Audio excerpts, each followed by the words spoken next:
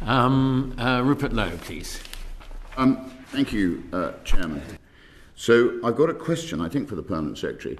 I mean, do you agree with me that good data is the basis on which good decisions are made rather than bad decisions? That's how I've always run my businesses. I mean, do you agree that's a logical summary of how people make good decisions rather than bad decisions? It is entirely how we would hope to do so, yes.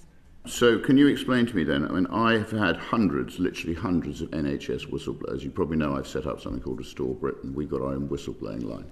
We've literally had hundreds of NHS staff whistleblowers, I mean hundreds, who've contacted us about the lack of English language causing issues, as well as foreign staff not holding appropriate skills and qualifications.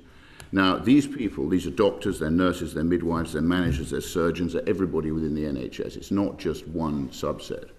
And what they're frightened of actually reporting it to the NHS for the fear of the wokerati who run the NHS now, their fear of reprisal, so they've come to us. So, I mean, I'd like to know, you must accept the fact that we need the data. So what data do you hold, basically, on the correlation between foreign nationals and medical malpractice taking place within the NHS? You must look at all this data. You can't fear being called racist or anything else. We need raw data for the taxpayers' benefit and also for the patient's benefit. With your permission, if I can hand over to Aidan as the doctor, thank you. Well, I think, so I wouldn't want to be considered part of a wokerati, but I mean, we are very animated about issues around inequalities and so on, and we are hand reading, for example, and to the point about digital, with machine learning, we will get far more data from those 3 million incidents that I'm referring to.